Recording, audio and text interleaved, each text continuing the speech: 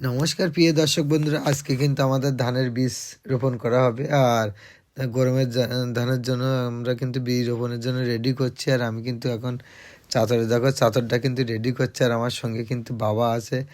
আর বাবা তো বয়স হয়ে যাচ্ছে, বাবার পরে কিন্তু আমাদের শিখে নিতে হবে। আমি কিন্তু অত ভালো চাষের কাজ পারি না, তার জন্য বাবার কাছ থেকে কিন্তু শিখে নিচ্ছি। আর 1 থেকে 2 বছর আমি কিন্তু এই ট্রেনিংটা দিচ্ছি যে বাবা কী করে কাজগুলো করে, সেগুলো সুন্দর করে। আমি কিন্তু প্রথমে মই দিচ্ছিলাম তক্তা দিয়ে। প্রথম কিন্তু আমি কলা গাছ দিয়ে মই দিয়েছি, কিন্তু তারপরেও কিন্তু তক্তা দিয়ে দিতে হয়। বাবা আমাকে 1-2 বার দেখিয়েছে, কিন্তু আমি কিন্তু পারিনি। তারপর কিন্তু বাবা একটু মই দিয়ে নিল, তার জন্য আমাদের জমিটা উপযুক্ত করে নিলাম। আর এটা কিন্তু আমাদের বীজ ধানে কিন্তু খুব সুন্দর কলা হয়েছে।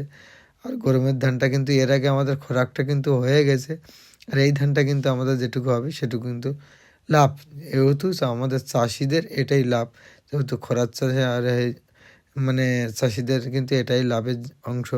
আর আমার বাবা কিন্তু ধানের বীজ ফেলছে, ধানের বীজগুলো কিন্তু খুব সুন্দর হয়েছে। বাবা কী করে ফেলছে আমি কিন্তু প্রতিটা জিনিস, প্রতিটা মুহূর্তে কিন্তু আমি দেখে নিচ্ছি। বাবা কিন্তু এই কিন্তু বীজ রোপণ কিন্তু হয়ে গেছে। আর কি সুন্দর করে বাবা ফেলছে দেখো। এভাবে আমাদের শিখতে হবে। আর বাবা যেভাবে করছে সেভাবে আমাদের শিখে নিতে হবে। বাবার একটু ভালো হচ্ছে, তার চেয়ে আমাদের খারাপ। আজকের ভিডিও এই পর্যন্ত। টাটা।